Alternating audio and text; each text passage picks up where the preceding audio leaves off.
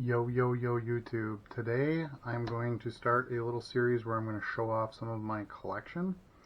I'm going to do a video of my top graded cards.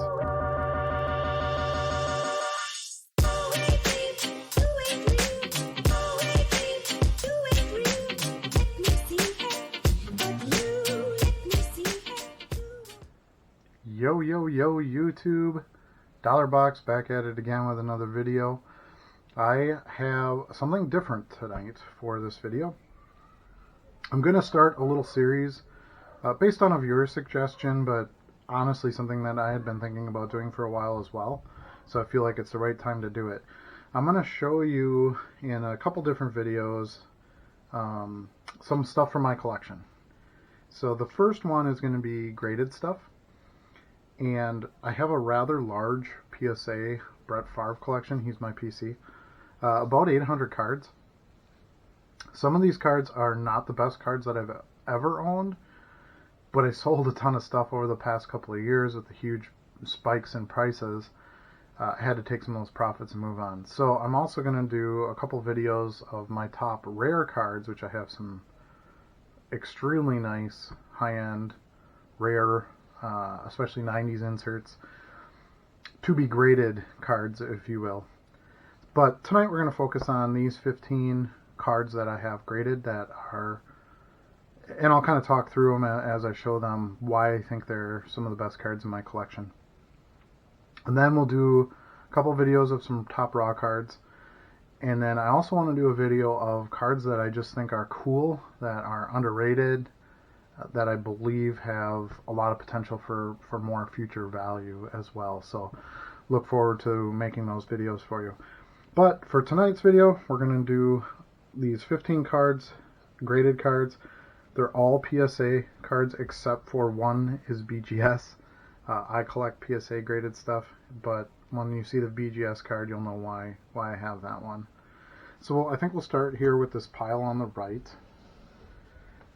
And I'm not going to spend a whole lot of time on each card because I don't want this video to go too long, but I do kind of want to give a little synopsis on what I believe is a reason why it's an important card. So this is a 98 Leaf Rookies and Stars Crusade. So this is the original Crusade set, which came out in 1998. And this happens to be the green and yellow parallel. They just say green, but it is green and yellow, green and gold, whatever. But why I think this is the best version of this card, because it comes in a few different colors. I think there's a red and maybe a purple or something. But these are team colors. So you have the Brett Favre in green up there. You have the nice gold panel over here, the green panel over here with the refractor surface. And I just think it's an absolutely amazing card. The graphics and the tack on it, nice foil. It's just superb. Now, this is not the lowest numbered version of this card. It's out of 250. But again, I believe it's the best version of the card. It's got the nice lions on the back in green, because it is the green parallel. But it is a PSA 10. Extremely difficult card to grade. A lot of surface issues on these, some of the edges. It's a pretty thin card stock, as you can see there through the corner. So PSA 10, I think this is a Pop 3, so an extremely difficult card. It's one of my favorites. Now, also, all these cards are for sale. So all my PSA cards I do list for sale. I put high elevated prices on them because I would like to keep them in my collection. So unless I'm going to get, a huge profit out of it, I'm not going to sell it. And on some cards that discourages buyers, on others they just pay up. So it's worked out well for me both ways. So this is a card that I showed you a couple weeks ago in a mail day video. I did a special video mainly about this card. This is the 2000 Collector's Edge T3 Leatherbacks, and this is a PSA 9. It's a Pop 1. There is none graded higher. So this is the best version of this card, grade-wise anyway. And there's only 12 copies of this card. They aren't individually serial numbered. They're just numbered 1 of 12. But there are only 12 copies. All 12 copies are accounted for. I don't know if they're all graded, but I've seen the other copies of this card, so that's kind of interesting. And what makes this card really cool is on the back, it's a full leather panel from a game-used football. It does have a stamp on the bottom that says Leatherbacks to authenticate that leather panel. And if you put all 12 cards together, it's basically a fold-out of this football, which is kind of crazy.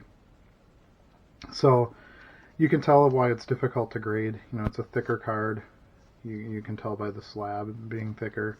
And then, of course, having a full leather panel on the back makes it pretty hard to have a mint copy. So I don't think anything below... the few copies that haven't been graded, I don't think anything would get above a 9 or even get a 9. Will be tough. But the other reason I like this copy of this card is because it does have some significant information on it besides, you know, the leatherback stamp.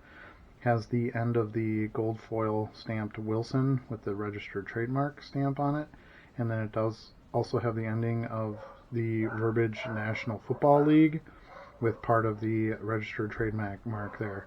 So it's just a ton of authentication on the back of this card. I think it's amazing, and one of my favorite cards in my collection, bar none.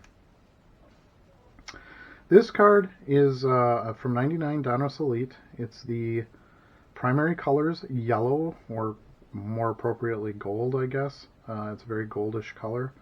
Again, looks great with the team pants and the helmet. It's got the nice die cut to it. And what else is special about this card is it's not in the 1990s. They were started serial numbering cards, but they weren't very low serial numbered. They were actually pretty common. Lots of cards were numbered out of 10,000 and stuff like that. But this one is numbered out of 25.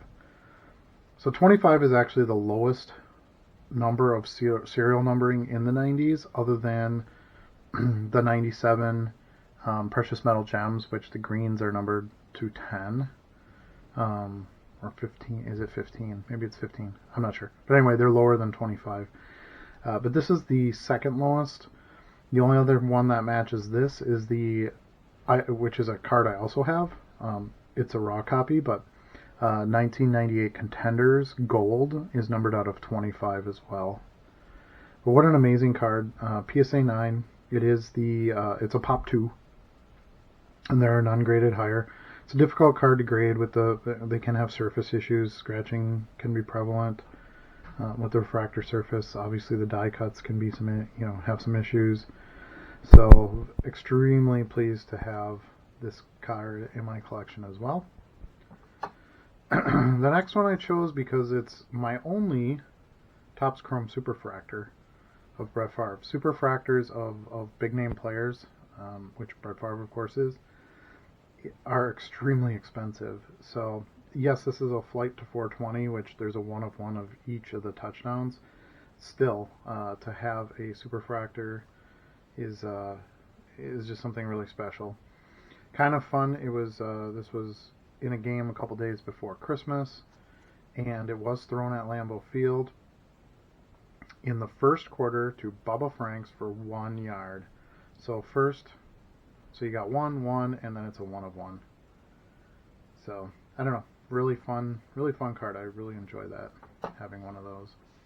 I don't even have that one listed for sale right now, so it's the only one of all the graded cards that isn't listed. The next is my stripe cards. So I have a 100 stripe. Actually, I can show you both of these. I have a 50 stripe and a 100 stripe. So wildcard stripes are, for Favre, are extremely important. These are the 1991 rookie year ones. They're tough grades because of the black borders and just the lower quality control that they had back then. Got this great picture of Brett on the back. So PSA 8s are pretty good grades for these cards. They're extremely tough pulls, and then to grade 8s, they're a good fit in any collection. And then, of course, the what most would refer to as the holy grail of Brett Favre collecting is the 1000 stripe. So gold foil there, gold foil on the lettering, and then the authentication hologram football on there. So this is a BGS 9, which is a great grade for this card. of course, I did get this off of someone who was semi-local. He was about a half hour away from me, and he had listed it on eBay, and I offered him a pretty good offer, but it came with maybe a requested discount for a local buyer. And so we met in person. I made a video about that and got that deal done. So I got it for an amazing price. These have gone up quite a bit since I bought it a couple years ago. But it's a BGS 9, so it's 9 for centering, 9 corners, 8.5 for edges. Surface is 9.5. Edges and corners can generally be the problem. Actually, corners being a 9 is pretty impressive. Being the thin, cheap cardstock these were printed on. But edges tend to be a problem too, the chipping with the black border. So, but the black and the gold is nice. It is color matching to the uniform, which is black with the gold outline of the numbers and the gold stripe on the helmet and stuff. So it's a great looking card for Mr. Favre there. All right, let's take a look at the second stack here. So first, I got a couple of these. These are the Pro Set rookies. These are both PSA 10s. What's funny about this card is when I got back into the hobby in like 2017 or 18, you could get these for like 15 to 20 bucks. Now they're upwards of $75 to $125, somewhere in there. And so I bought a few here and there and just kind of socked them away. I had sold quite a few of my PSA 10 rookies when the vets or the Hall of Fame rookies took their big boom right before February of last year. And this is sort of what remained, if you will. Next one is a important card. This was the 91 Stadium Club, but this is the Super Bowl stamped edition. You can see in that top right corner of the card there, it's got a Super Bowl stamp. So these were given out at the Super Bowl event in 1991. This was a brand new set, so they were handing out these little cello packs that had, I don't know, 5 or 6 cards in it. I don't remember. It wasn't a full pack, but they were see-through. And, of course, Brett Favre wasn't a thing. He hadn't even played yet. So a lot of these got tossed. They weren't well cared for and whatever. Now, this is a 6, but I got this for a really good deal. I bought a whole lot of Favre rookie stuff from a local collector, and I made a video of that one, too. And this was in it. So even a 6 being such a rare card, it's nice. I had a BGS 8.5 earlier last year, and I sold it for $3,500. So they hold some pretty significant value above the regular card. This is one I got not too long ago for what I think was a pretty good price. These were selling for upwards of 500 bucks. And it's just I have a ton of raw copies of this, but it's just an extremely difficult card to grade. Centering is bad. Again, quality control was an issue. They were just cheap, overprinted cards. For the time, the dark purple border can be a problem. Centering on the back with the gold border can chip, things like that. So, one of my favorites. And if you're going to have PSA graded favorites, you got to have some rookie cards, because that's where it's at when you're looking at the graded long-term stuff. This is a 92 Topps. This is his first year Topps. Again, difficult card to grade. A lot of these are off-centered, misprinted, things like that. The paper stock can be kind of yellow. The centering on the back can be really bad. So, and then this came from what was called a high series set in 92 Topps. So they didn't have a lot of the star players. I think there was an issue with like player licensing or something that year. So a lot of the big name players didn't make it into the early sets, and then once those deals were signed, they quick threw out a high series set, which they didn't print very many cards of because it was so late in the year, and people weren't buying the cards anymore. They sort of had what they needed, and he was included in that high number set. So very, very important card. I do have the gold as well, which has the gold foil on it. A rarer version of it. It was 1 per pack. The gold cards, and I have a PSA 9 of that. but I didn't put that in this pile. I didn't figure I needed 2 copies of that same card. So then my next one is a this is crazy because it's such an early graded card, but it's a PSA 9 89 score Barry Sanders. Really nice copy. Centering is off left to right. That's kind of the only issue. Corners look really nice, edges are nice, and the back is actually centered pretty well. 1989 score, you know, first year of score. This is a very important set in the history of football cards. Nice close-up shot of Barry there. And my personal opinion, and I'm probably biased because I watched him playing, you know, as I was growing up, but best running back ever. His natural talent was unbelievable. If you haven't seen any of Barry Sanders' plays, look up some highlights on YouTube. It'll blow your mind. His talents were unmatched. And then, of course, the best wide receiver of all time, Jerry Rice. I've got a PSA 8 of him here. I got this for a really good deal, again, before the GOATs kind of took off in the market. And, you know, now these are probably $300, $350, something like that. Nice copy of it. Extremely difficult card to grade. This is off-centered left to right, which, you know, hence the 8 grade. That's kind of where that comes from. But the colors are strong, the corners are pretty nice, the edges are pretty nice. So just a real nice example of the wide receiver GOAT. So, important card. If you're going to collect football cards, the Rice rookie is a big one. And then this is probably my favorite graded pack. It's actually a pack, just because it's so unusual. Pop is super low on these. It's got this huge slab with these nice sort of pack pinchers on either end here to hold it in place. But this is, of course, that Super Bowl pack I was referring to earlier. But this is the entire pack, and it's got Brett Favre right on the front of it. So, unfortunately, it's the side where the seam is. So if you look at the other side here, it doesn't have the seam. You can see the Super Bowl stamp up there on the card. It's got Eric Martin.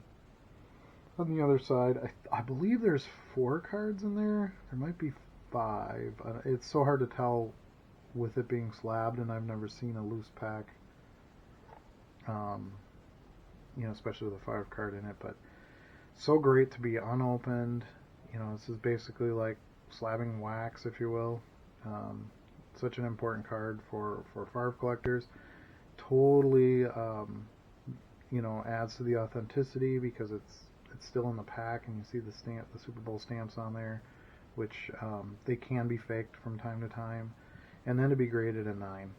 So these packs were handed out to people while they were kind of attending some of the Super Bowl events. So it would be kind of the Pepsi event where you could go to, there was a card show, and then there was also like punt, pass, kick type stuff and things like that. And for someone to hang on to this, keep it in such great shape, still in the wrapper, and then grade it out for a 9. So it's so amazing. Nice modern label too. This was graded not that long ago, so I like that, because reslabbing something like this would be kind of crazy. You can see the difference between the 2 slabs here. This is the regular slab, and then this is the sort of jumbo pack slab.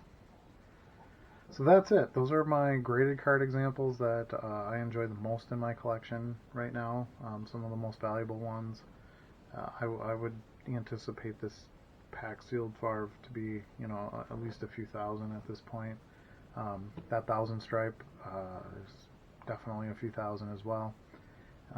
So some nice cards with some nice value as well. Thank you so much for watching, and I will try to get to my best raw card video, hopefully in the next couple days, and I'll get that uploaded for you as well. Thanks so much for watching. We'll see you again soon.